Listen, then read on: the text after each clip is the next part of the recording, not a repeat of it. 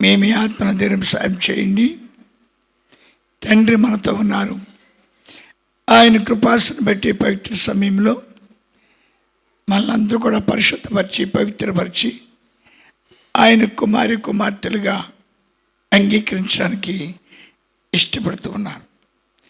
తరతరాలలో యుగ యుగాలలో జగ జగాలలో దేవుడు దేవుడు యేసే దేవుడు దేవుడు దేవుడు యేసే దేవుడు.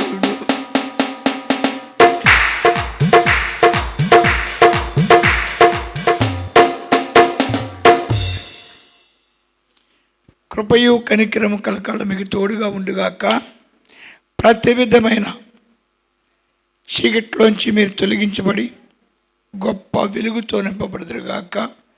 ప్రతి విషయంలో మీరు ఆదరించబడుతూ నా చేత పరిపూర్ణ శక్తిని పొందుకున్న మీరు పరిపూర్ణులుగాను పవిత్రులుగాను నీతిమంతులుగాను యథార్థపరులుగాను దినదినము ప్రవర్తన పొందుతూ నా శాంతిని నా సమాధానం పొందుకుని ఆనందకరమైన మార్గంలో పరిந்துరుగాక.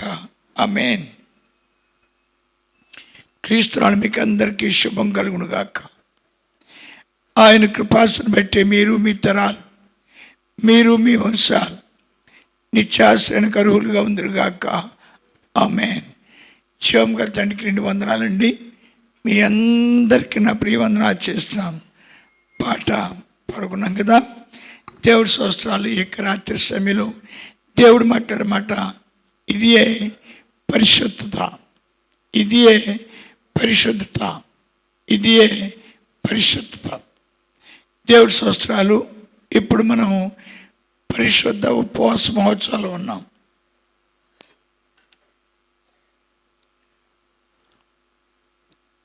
చాలామందికి దేవుని ప్రేమ తెలియదండి. దేవుడు నాకు అన్యాయం చేసావు, నాకు అక్రమం చేసావు, నాకు మోసం చేసావు, నా ప్రార్థన వింటలేదు, నా ప్రార్థనకు జవాబు ఇవ్వట్లేదు, నేను ఎంతో కష్టపడుతున్నాను, ప్రార్థన చేస్తున్నాను, మరి సన్నిధికి వస్తున్నాను, మరి ఉపవాసాలు కూడా చేస్తున్నాను. ఇలాగా చాలామంది మరి మనసులో తలుస్తూ ఉంటారు.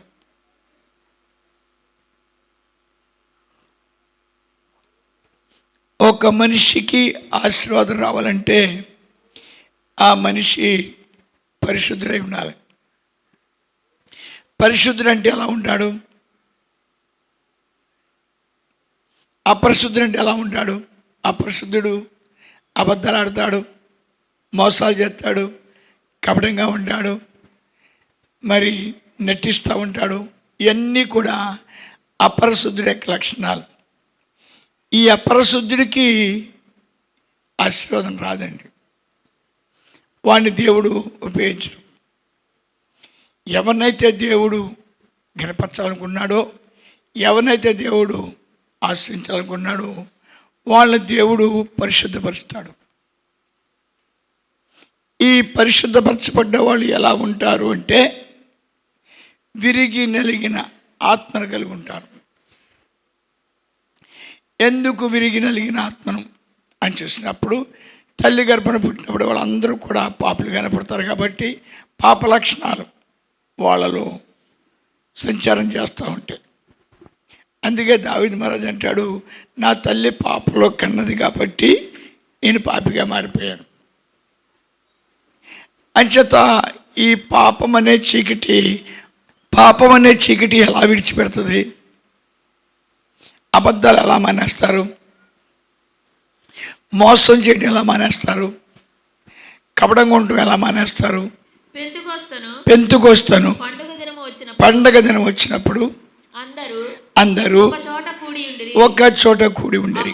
అప్పుడు వేగముగా వీచు బలమైన గాలి వంటి ఒక ధ్వని ఆకాశము నుండి అకస్మాత్తుగా వారు కూర్చుని ఉన్న ఇల్లంతయు నిండెను.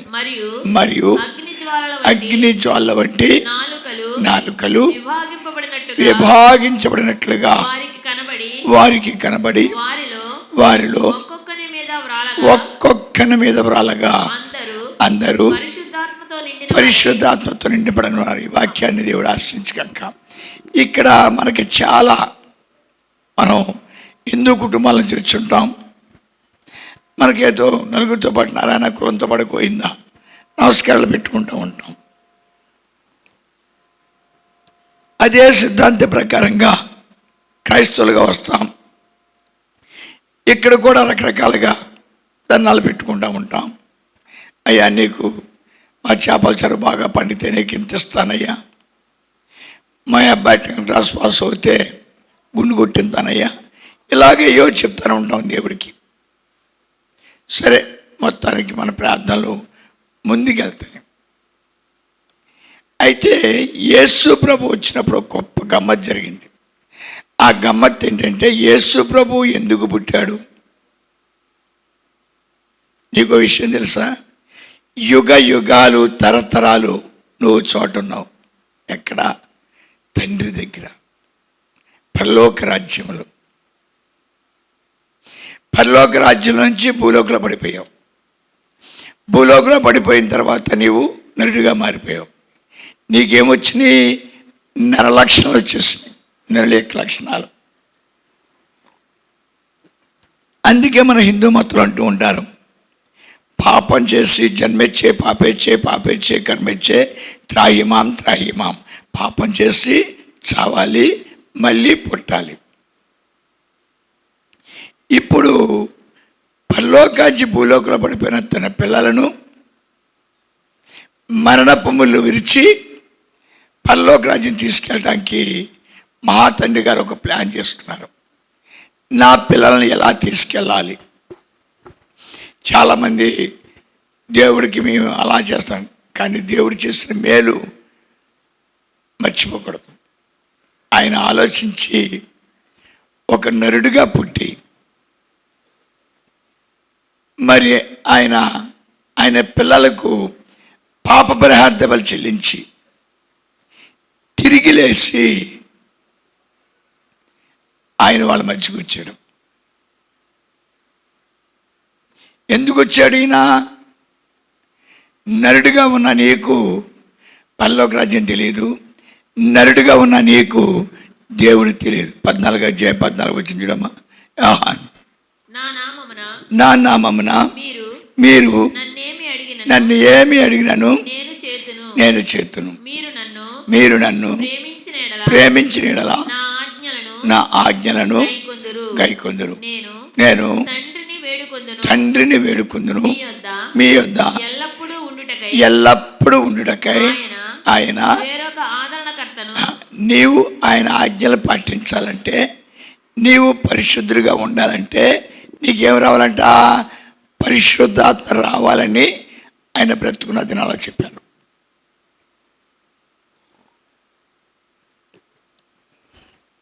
బ్రతుకున్న దినాల్లో ఆ మాట ఆయన స్పష్టంగా చెప్పారు. అయితే దేవుడి స్వస్త్రాలు. మరి యేసు ప్రభు వారు మరణించారు, ఎందుకు పుట్టారో తెలిసిపోయింది. ఆయన ఎందుకు బలిహారం చెల్లించారో తెలిసిపోయింది. ఆయన తిరిగి ఎందుకు లేచి వచ్చారో తెలిసిపోయింది.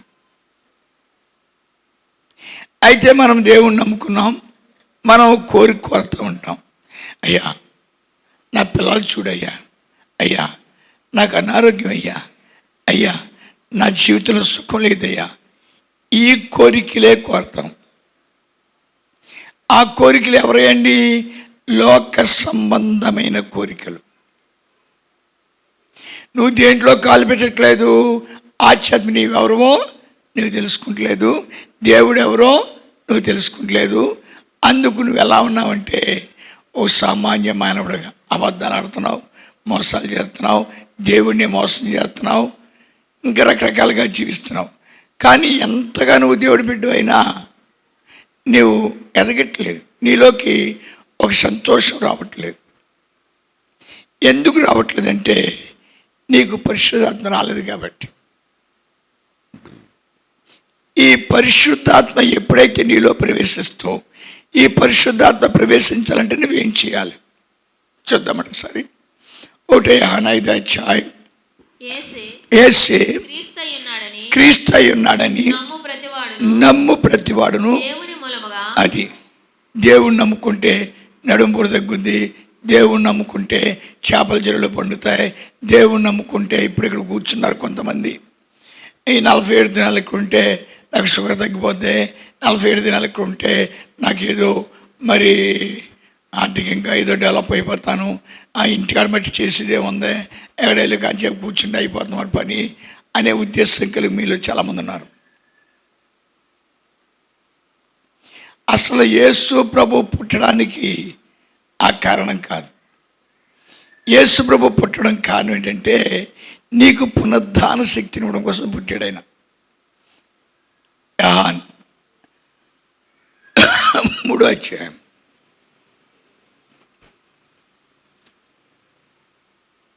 యూదుల అధికారి అయిన నికోదేమును పరిసయ్యుడు ఒకడుండెను.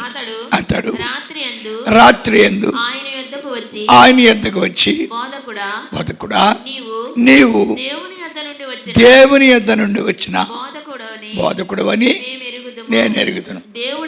దేవుడు అతనికి తోడై ఉంటేనే గాని నీవు చేయుచున్న సూచక్రియలను ఎవడును చేయలేడని ఆయనతో చెప్పాను. అందుకు యేసు అతనితో ఒకడు కొత్తగా జన్మించితేనే గాని అతడు దేవుని రాజ్యమును. ఇప్పుడు ఇక్కడ సమస్య ఏంటంటే యేసు ప్రభు నమ్ముకుంటే ఏదో జరుగుద్ది, యేసు ప్రభు నమ్ముకుంటే రోగం తగ్గుద్ది, యేసు ప్రభు నమ్ముకుంటే పిల్లలు పుడతారు అనే సమస్య గురించి యేసు ప్రభు మాట్లాడలేదు. నికోదేము గారు అడిగారు, అడిగినప్పుడు చెప్పాడు పునర్జన్మ పొందుతారు. ఈ పునర్జన్మ ఎలా పొందుతారు అనే ప్రశ్న ఎవరి దగ్గర ఉండిపోయిందంటే నికోదేము గారి దగ్గర ఉండిపోయింది. ఆయన ఒక మాట అన్నాడు, నేను ముసలివాణ్ణి కదా, మళ్ళీ ఎలా పుడతాను, మళ్ళీ ఎలా జన్మించడం జరుగుద్ది అని ప్రశ్నించాడు.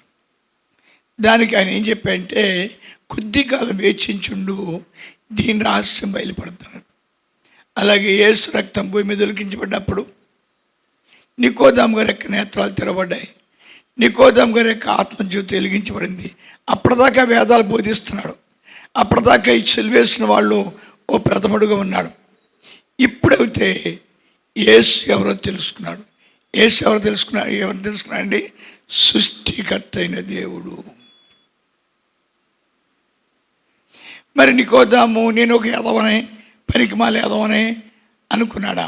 కాదు, నేను కూడా పరిశుద్ధుడనే. కానీ నేనేం పోగొట్టుకున్నాను? పరిశుద్ధ పోగొట్టుకున్నాను. నేనేం పోగొట్టుకున్నాను? మహిమను పోగొట్టుకున్నాను. ఏమైపోయాను? నరుడుగా పుట్టేస్తాను. ఇక నాకు విడుదల లేదు. అందుకు సృష్టికర్త అయిన దేవుడు నా కొరకై పుట్టి నా కొరకై శిలువమరణం పొంది నా పాపాన్ని పరిహరింపు చేశాడు. కాబట్టి నా నేత్రాలు తెరిచి నాతో చేసి ఎందుకు వచ్చాడు? నన్ను తీసుకెళ్ళడానికి వచ్చాడు. ఇప్పుడు నికోదేముకి ఏం తెలిసింది? నేను నరుడును కాను, నేను ఈ లోకంలో పడిపోయాను, అయినా కానీ తండ్రి నాకు విమోచన ఇచ్చాడు, నేను వెళ్ళిపోతున్నాను. ఆయనే నా రక్షకుడు, ఆయనే నా విమోచకుడు, ఆయనే నా ప్రాణప్రియుడు. ఆయన పుట్టి ఉండకపోతే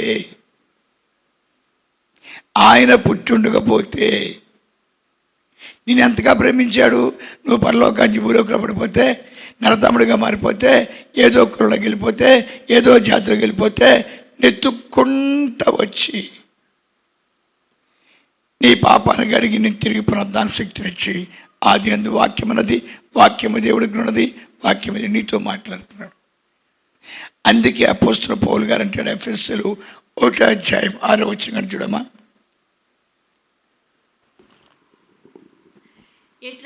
ఎట్లనగా నా ప్రియునియందు తన ప్రియునియందు తాను ఉచితముగా మనకు అనుగ్రహించిన ఎందుకు ఇచ్చాడు ఉచితంగాను? ఇప్పుడు నా తండ్రిగా తీసుకోండి, మీ తండ్రి నేను 1000 ఎకరాలు సంపాదించాను. 1000 ఎకరాలు ఎవరికి ఇవ్వాలనుకుంటాను? మీకే కదా, మీకే కదా. ఇప్పుడు ఉచితంగా యజ్ఞం చేయలేదు, యాగం చేయలేదు, క్రతువు చేయలేదు, పూజ చేయలేదు, ఆయన ఆరాధించలేదు. అయినా కానీ నిన్ను విడిపించుకున్నాడు. ఎందుకు విడిపించుకున్నాడంట? కేవలము నీవు ఆయన బిడ్డవి, ఆయన రాజ్యాధికారంలో ఉన్నావు, అందుకు నిన్ను విడిపించుకున్నాడంట. ఎప్పుడైతే ఈ రహస్యం తెలుస్తుందో వెంటనే నీలో గొప్ప ఆనందం ప్రారంభమవుతుందట. నీకు అప్పుడేమవుతుందట? నీలో ఉన్న అబద్ధాలు, నీలో ఉన్న మోసాలు, నీలో ఉన్న కపటాలు పోయి అప్పుడు నీకు పరిశుద్ధాత్మ వచ్చి నువ్వు పవిత్రుడిగా మారి, నువ్వు మరణించావనుకో నీ ఆత్మ పరలోక రాజ్యం వెళ్ళిపోతుంది. లేదు, యూదా పరిశుద్ధుడు కాలేదు, నీతిమంతుడు కాలేదు, యథార్థవంతుడు కాలేదు, ఉరేసుకు చచ్చిపోయాడు. ఉరేసు చచ్చి పాతాలకు వెళ్ళిపోయాడు. అంచేత నీవు కనుక అబద్ధాలు మానట్లేదు, మోసాలు మానట్లేదు, కపటంగా ఉన్నావు అంటే నువ్వు పరిశుద్ధ పరచబడలేదు. నీవు దేవుడు ఊహించినట్లుగా పరలోక రాజ్యంలోకి వెళ్ళట్లేదు. దేవుడు తలంచినట్లుగా నీవు ఆస్వాదించబట్టలేదు. నువ్వు నరుడిగా పుట్టావు, నరుడిగానే మరణిస్తున్నావు. నీకు ఏ రాజ్యంలో పాలు పొందలేవు? పరలోక రాజ్యంలో పాలు పొందలేకు లేవు. ఎందుకు లేవు? నీలోంచి పాపము పోలేదు. నీవు గుర్తుపెట్టుకోవాలి. అయ్యా నేను చాలా కాలం ఉపాసన చేస్తున్నాను అంటే నువ్వు అబద్ధాలు ఆడుతున్నావు అనుకో, మళ్ళీ నువ్వు అబద్ధం ఆడలేవు. గుర్తుపెట్టుకో. నువ్వు మోసం చేస్తున్నావు అనుకో, నువ్వు మోసం చేయలేవు. గుర్తుపెట్టుకో. నువ్వు కపటంగా ఉన్నావు అనుకో, నువ్వు కపటంగా ఉండలేవు. గుర్తుపెట్టుకో. అంటే నువ్వు పరిశుద్ధపరచబడ్డావు, నువ్వు పవిత్రపరచబడ్డావు, నువ్వు నీతిమంతుడిగా మార్చబడ్డావు, నువ్వు ఒకదానికి సంసిద్ధపరచబడ్డావు. ఎక్కడికి? పరలోక రాజ్యానికి. చూద్దాం జకర్యా 4:7. అప్పుడు అతడు నాతో ఇట్లనెను, జెరుబ్బయలునకు ప్రత్యక్షమగు యెహోవా వాక్కు ఇదే, శక్తి చేతనైనను బలము చేతనైనను కాక నా ఆత్మ చేతనే ఇది జరుగునని సైన్యాలకు అధిపతి అయిన యెహోవా. ఇప్పుడు జెరుబ్బయలు యెరూషలేము మీద రాయి పెట్టడానికి వచ్చాడు. సాతాను అంటాడు అతను అపరిశుద్ధుడు, అతను రాయి పెట్టడానికి పనికిరాడు. అప్పుడు దేవుడు అతన్ని సంపూర్ణంగా పరిశుద్ధుడిగా మారాడనే గుర్తేంటి? అతను నీతిమంతుడిగా మారిపోతాడు. అంచేత మీలో ఎవరైతే నీతిమంతులుగా మారిపోయారో, మీలో ఎవరైతే యథార్థులుగా మారిపోయారో, మీరు ఎవరు అబద్ధాలు ఆడలేదు, మీలో ఎవరైతే నీతిమంతులుగా ఉన్నారో గుర్తుపెట్టుకోండి, మీరు దేవుని చేత పరిశుద్ధపరచబడ్డారు. మీరు దేవుని చేత పరిశుద్ధపరచబడిన తర్వాత ఏమవుతుంది అని చూసినప్పుడు 2 ఆశీర్వాదాలు మీ మీకు వస్తాయి. ఒకసారి అందజేమ చెప్పండి. 3:13 వెళ్దాం. ఇశ్రాయేలులో మిగిలిన వారు పాపము చేయరు. ఏంటంటే నిరంతరము ప్రార్థన చేస్తూ ఉంటారట. నిరంతరం ప్రార్థన చేస్తూ ఉంటారట. వాళ్ళు అబద్ధాలు ఆడరంట, వాళ్ళు మోసం చేయరంట, వాళ్ళు కపటంగా ఉండరంట, వాళ్ళకి అన్నీ సమకూర్చబడతాయంట. మరి దేవుణ్ణి నమ్ముకున్నావు కదా నువ్వు, అన్నీ నీకు లోటే. ఎంతమంది తల్లి చెప్తుంది, నా కొడుకు తాగుబోతు అయిపోయి కుట్టేస్తున్నాడు బాబా అని వచ్చింది ఆవిడ. ఇంకొక ఆవిడ వచ్చింది, నా మొగుడు తాగేసిన బాధేస్తాడు బాబా అని. ఇలాగా అందరూ చెప్తూ ఉంటారు. ఇక్కడ చెప్తున్నాడు, ఎప్పుడైతే నువ్వు పరిశుద్ధుడిగా మారిపోయావో, దేవుడిని ఎప్పుడైతే పరిశుద్ధపరిచాడో నీకు అన్నీ సమకూర్చబడతాయి. ఇది లోటు అనే ప్రశ్న నీకు ఉండదు. అన్నీ దేవుడు సిద్ధపరుస్తాడు. ఇప్పుడు మనం ఇక్కడ ఉన్నామంటే మనకి ఏముండకూడదు? ఆకలి ఉండకూడదు. ఆకలి ఎవరు తీసేయాలి? ఆకలి తీగల సముద్రం ఎవరండి? దేవుడు. అంటే ఎవరు చెప్పారు ఈ మాట? యేసు ప్రభు వారు చెప్పారు. నా తండ్రి నన్ను పరిశుద్ధపరుచుకున్నాడు, నా తండ్రి ఆకలి దప్పులు తీశాడు, నా తండ్రి పరిశుద్ధపరుచుకున్నాడు. అంచేత నీవు దూరంగా ఉండి సాతానని. అంచేత ఎప్పుడైతే తండ్రి మన దగ్గరికి వచ్చాడో మనకి ప్రశ్న ఉండదండి, మనకి నిత్యము ఒక ఆనందం ఉంటుందండి. ఆనందం ఏంటంటే గొప్ప దేవుడు ఎవరైనా పరలోక తండ్రి నా కోసం నరుడిగా పుట్టాడు, నా కోసం శిలువ పొందాడు, తిరిగి లేచాడు, నా పాపాల పరిశుద్ధపరిచాడు, నాకు విమోచన ఇచ్చాడు, నన్ను నీతిమంతుడిగా మార్చుకున్నాడు, తన కుమారుడుగా అంగీకరించాడు. ఇప్పుడు నన్ను ఎక్కడ తీసుకెళ్తున్నా? భూలోకంలో ఉండగా అన్నీ ఇస్తున్నాడు. తిరిగి ఎక్కడ తీసుకెళ్ళిపోతున్నాడు? పరలోక రాజ్యంలోనికి.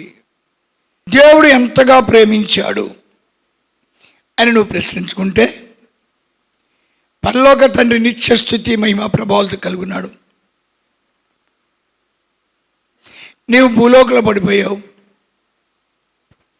సరే ఇంక నువ్వు పాపిగా మారిపోయినా, కొడుకు చచ్చిపోయాడు అనుకుని ఆయన మౌనంగా లేడు. చనిపోయిన నా కొడుకును బతికించాలి, నశించిపోయిన నా కొడుకుని పరిశుద్ధపరచుకోవాలి, తిరిగి పునర్జన్మ అనుభవంతో వాడిని పరలోక రాజ్యం తీసుకురావాలని ఒక గొప్ప ఆలోచన ఎవరికి వచ్చిందండి? నాన్నకి వచ్చింది. కాబట్టి నాన్న ఏం చేశాడంటే సడన్గా జన్మకు వచ్చాడు ఆయన. వాళ్ళు మీరందరూ చూస్తున్నారు కానీ శిలువ పొందాడు, మీరందరూ చూస్తుండగా తిరిగి లేచాడు. ఆయన ఎవరికి ప్రత్యక్షమయ్యాడు? తన పిల్లలకు ప్రత్యక్షమయ్యాడు. వాళ్ళు ఏ జాతిలో ఉన్నా, వాళ్ళు ఏ కులంలో ఉన్నా, వాళ్ళు ఏ మతంలో ఉన్నా, వాళ్ళు ఏ జాతిలో ఉన్నా వాళ్ళని దర్శించాడు.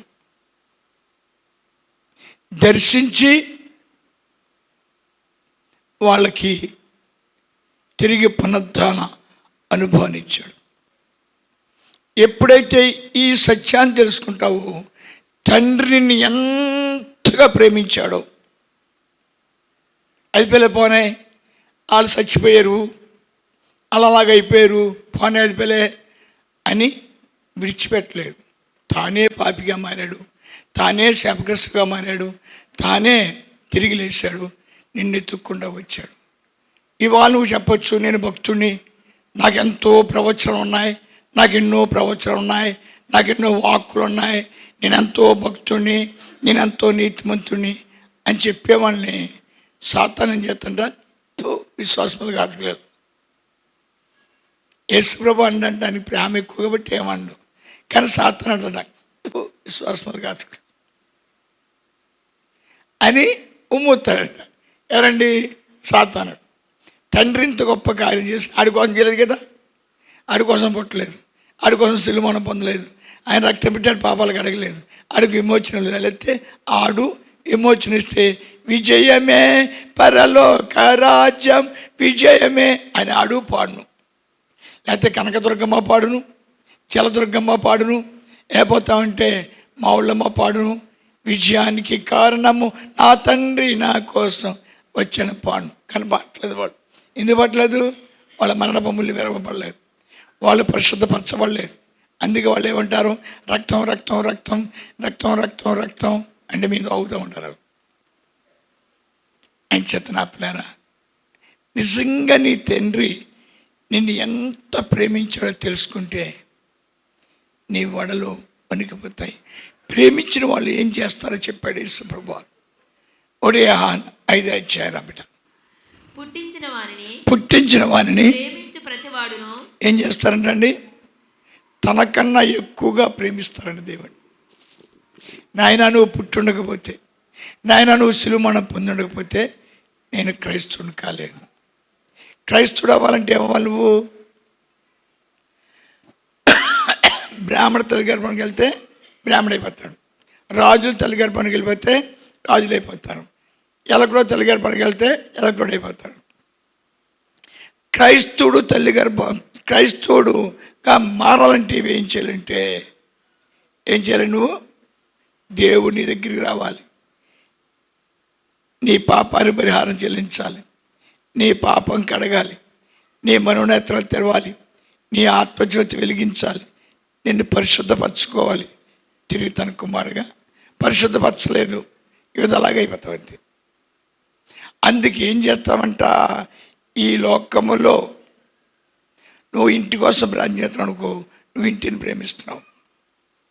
నువ్వు పిల్లల కోసం ప్రార్థన చేస్తున్నావు అనుకో, పిల్లలకు ప్రేమిస్తున్నావు. నువ్వు నీ జబ్బుల కోసం ప్రార్థన చేస్తున్నావు అనుకో, నిన్ను ప్రేమించుకున్నావు. నువ్వు నిజంగా తండ్రి తెలిస్తే తండ్రికి ప్రార్థన చేస్తావు, తండ్రి నన్ను క్షమించు, నన్ను ఎంతగా ప్రేమించావు, నీ రుణం నేను తీర్చలేను, ఒక్కటి కావాలి నాకు, యాత్ర ముగించే వరకు కూడా నా చెయ్యి విడిచిపెట్టద్దు, నా చెయ్యి గట్టిగా పట్టుకో. ఎందుకంటే ఇక్కడ సాతాను ఉంది, అది ఎప్పుడు మింగేతో తెలియదు, అది ఎప్పుడు నన్ను పట్టుకుంటుందో తెలియదు. అంచేది నేను పాపల పడకుండా ఉండాలంటే, నేను నీకు దూరం కాకుండా ఉండాలంటే, నేను ఎప్పుడు పరిశుద్ధుడిగా ఉండాలంటే పరిశుద్ధాత్మని నువ్వు నాలో ఉండి నన్ను నడిపించు. అంతేకాకుండా నువ్వు దేవుని ప్రేమిస్తున్నావు అనుకో, ఆయన కట్టాలు 100%. తల్లిదండ్రులు సన్మానం చేయమన్నాడు, బంగారులో చేస్తాం. దశంభాగాలు చెల్లించాలన్నాడు, ఈజీగా ఆయన ఇచ్చాడు, ఆయనకి ఎత్తును. విరిగి నలిగిన ఆత్మతో అలక్ష్యం చేయనని చెప్పాడు. అవును, విరిగి నలిగిన ఆత్మ. అవును, నువ్వెవరో తెలుసుకున్నావు. బ్రాహ్మణవా, యూదుడివా, లేక ఈ లోకంలో గొప్ప శక్తివంతుడివా? కాదు, నువ్వు దేవుని కుమారుడివి. నువ్వు పరలోకానికి భూలోకంలోకి వచ్చావు, పాపిగా మారిపోయావు, తిరిగి పరిశుద్ధుడిగా తీర్చిదిద్దబడ్డావు. నీ మనసులో ఒకటే ఉంటుంది, నేను నశించిపోవడం ఇష్టం లేక నా తండ్రి వెతికి రక్షించుకున్నాడు, నేను తిరిగి పరలోక రాజ్యంలోకి వెళ్తున్నాను. ఈ లోకంలో కొద్ది కాలం ఉంటాను, కొద్ది కాలం నా తండ్రి నాతో ఉంటాడు. నిరంతరం ప్రార్థన చేస్తూ ఉంటాం, నన్ను చేయి విడిచిపెట్టొద్దు. ఎప్పుడైతే నువ్వు పరిశుద్ధపరచబడ్డావో నీకు సమస్తమును సమకూర్చబడి ఉంటాయి. ఏ లోటు ఉండదు, ఒకే లోటు ఉంటుంది. ఆ లోటు ఏంటంటే నువ్వు పరలోక రాజ్యం చేరాలి. నువ్వు పరలోక రాజ్యం చేరాలంటే నీకు ఏం కావాలి? మరణం రావాలి. ఇప్పుడు నేను మరణించాలనుకుంటున్నాను, నాకు మరణం రావట్లేదు, నాకు ఆయుష్ ఉంది. అంచేత మనం దావీదుని చూసినప్పుడు పాపంలో పడిపోయాడు, సౌలు చూసినప్పుడు పాపంలో పడిపోయాడు, ఇజ్రాయేల్ చూసినప్పుడు పాపంలో పడిపోయాడు, అలవేరంపేరండి బిలాము చూసినప్పుడు పాపంలో పడిపోయాడు. ఎందుకంటే వాళ్ళు దృక్పథం దేవుడి మీద తప్పుకుంది. అంచేత రక్షించబడిన నీవు నీ మనోదృక్పథము యాత్ర ముగించే వరకు కూడా ఒకటే ప్రార్థన, నన్ను పరిశుద్ధపరిచినవాడా, నన్ను పవిత్రపరిచినవాడా, నా మనోనేత్రాలు తెలిసినవాడా, నా ఆత్మజ్యోతిని వెలిగించినవాడా, పునరుద్ధాన మహాప్రభావంతో నేను పరలోక రాజ్యంలో ప్రవేశించే వరకు కూడా నాకు దూరంగా ఉండొద్దు. అదే పరిశుద్ధపరచబడ్డ వాళ్ళు చేసే ప్రార్థన. పాపులు చేసే ప్రార్థన ఏంటంటే, నాకు ఇల్లు లేదు, మా అబ్బాయి అలా అయిపోయాడు, మా అమ్మాయి అలా అయిపోయింది, వాళ్ళు అలా అయిపోయారు, వీళ్ళు అలా అయిపోయారు. ఈ ప్రార్థన నరుడు ఎంచదంటే యూదా యేసు ప్రభు కూడా ఉండి వాడికి కులం పిచ్చ, వాడికి ధనం పిచ్చ, దానితోనే వాడు ఆత్మహత్య చేసుకుని పాతాళం గెలిపాడు. ఈ రోజున క్రైస్తవుడు నీవు కూడా అదే గతి నీకు ప్రాప్తిస్తుంది. నువ్వు భక్తుడిగా ఎన్నో మెట్లు, చక్కటి ప్రార్థనలు, నువ్వు భక్తుడిగా ఎన్నో రకరకాల పాటలు, నువ్వు భక్తుడిగా ఎన్నెన్నో మాటలు ఎందుకు ఉపయోగపడు? పరిశుద్ధపరచబడ్డ వాళ్ళు నిత్యము మళ్ళీ చెప్పండి చెల్లగలు.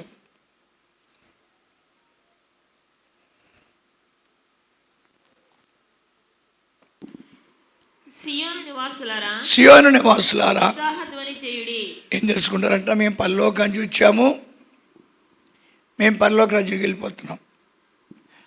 ఆనందంతో నిండిపోతారంట. ఏ యోగికి, ఏ తపస్సమ్రుడికి, ఏ వేదాంతికి దొరికిన గొప్ప కృప దొరికింది. ఏ కృప చాలు. నువ్వు ఎప్పుడైతే పరిశుద్ధపరచబడతావో అన్నీ ఆయన చూసుకుంటాడంట. మళ్ళీ చాలామంది చూస్తూ ఉంటారు, ఇప్పుడు ఇంత వాక్యం వింటారు, అలా వచ్చారు అన్నగారు, ఎస్ మా అబ్బాయి 10th క్లాస్ రాస్తున్నాడు, మరి పాస్ అవుతాడు, చెప్పాయి పాస్ అవుతాడమ్మా. మరి ర్యాంక్లో పాస్ అవుతాడా? ర్యాంక్లో పాస్ అవుతాడమ్మా. సీట్ వస్తుందా? సీట్ వస్తుందమ్మా. మరి బైపీసీ అవుతుందా? బైపీసీ అవుతా. నువ్వు టు ఫూలివి, నువ్వు టు ఫూలివి. యూదాకి నీకు ఏ మాత్రం కూడా తేడా లేదు. అంచేత నీ జీవితాన్ని ఆనందమయంగా మార్చాలని, నీ జీవితాన్ని సంతోషభరితంగా మార్చాలని తండ్రి ఆలోచన చేశాడు. అందుకు తండ్రి నేను ఎంతగా ప్రేమించాడో నీకు తెలియాలి. తండ్రి ప్రేమించిన ప్రేమను బట్టి నువ్వేం చేస్తావు? నిత్యస్థుతి ఆరాధన చేస్తావు. నీకు లోకము నుంచి నీ ఆత్మ విడుదల పొందలేదు. లోకం కోసం ప్రార్థన చేస్తాం. లోకంలో దుఃఖం అన్నది, లోకంలో రోగం అన్నది, లోకంలో శాపం అన్నది, లోకంలో ఏమంది దరిద్రం అన్నది. అవన్నీ నువ్వు ప్రార్థన చేస్తా, యేసు ప్రభు నమ్ముకుని పాటలు పాడతా, ప్రార్థన చేస్తా, వాక్యాలు చదువుతా, మిగిలిపోతావు చిల్లికాయలాగా. నీ మొఖం చూసినప్పుడు ఎలా ఉంటుందంటే, అయ్యో భయంకరంగా శపించబడ్డ మొక్కలా కనపడదు. ఎప్పుడైతే నీ దేవుడు దర్శించాడో నీ మొక్కలా మారిపోద్ది, దేవదత్తుల మొక్కలా మారిపోద్ది. ప్రసన్నత ఉంటాం. ఎప్పుడు మనసు నిండా నన్ను రక్షించిన దేవా, అందరినీ రక్షించండి. నా నేత్రాలు తెరిచిన దేవా, అందరి నేత్రాలు తెరవండి. నా ఆత్మజ్యోతిని వెలిగించిన దేవా, అందరు ఆత్మజ్యోతులు వెలిగించండి. దేవా, మేమందరం కూడా పరలోక రాజ్యంలోకి రావాలి. అందుకు మేము పాపలో పడకుండా మమ్మల్ని కాపాడవా. అది ప్రార్థన. అంచేత నా ప్లేరా, పరిశుద్ధ పొందిన వాళ్ళు లోక సంబంధమైన ప్రార్థన, అబద్ధాలు, మోసాలు, కపటాలు కనుక నీలో ఉంటే నువ్వు గుర్తుపెట్టుకో, నువ్వు పరిశుద్ధపరచబడలేదు. నువ్వు అబద్ధం ఆడుతున్నావా? నువ్వు పరిశుద్ధపరచబడలేదు. నువ్వు లోక సంబంధం ప్రార్థన చేస్తున్నావా? నువ్వు పరిశుద్ధపరచబడలేదు. నువ్వు నీతిమంతుడిగా మారలేదా? నువ్వు పరిశుద్ధపరచబడలేదు. ఈ పరిశుద్ధపరిచేవాడు ఎవరంటే దేవుడు. ఎప్పుడంటే మహాతండ్రి నన్ను మిక్కుడంగా ప్రేమించాడు, అందుకే కుమారుడు రూపంగా వచ్చి బలర్పించి తిరిగి లేచి నా దగ్గరికి వచ్చిన పాపాన్ని కడిగి ఆయన బిడ్డగా అంగీకరించాడు. నేనేమై ఉన్నాను? కేవలము ఆయన కృప. ఆ స్థితి నీకు రానని చెప్పు. ఈ లోకంలో నువ్వు దేవుని చేత ఏమీ పొందుకోలేవు. ముందు నీ జీవితంలో పొందుకునేది శాంతి. నీ జీవితంలో పొందుకునేది గొప్ప ఆనందం. అంచేత అటువంటి ఆనందాన్ని ఇవ్వటం కోసం ఆయన వచ్చాడు. అక్కడ బోర్డు పెట్టాడు, మిమ్మల్ని నేను పరిశుద్ధపరుస్తాను. పరిశుద్ధపరిచినప్పుడు జరిగేది, మీరు అబద్ధమడరు, మీరు మోసం చేయరు, మీరు కపటంగా ఉండరు, లోక సంబంధమైన ప్రార్థనలు చెయ్యరు. ఇదే యెహోవాకు సెలవిస్తున్నాము.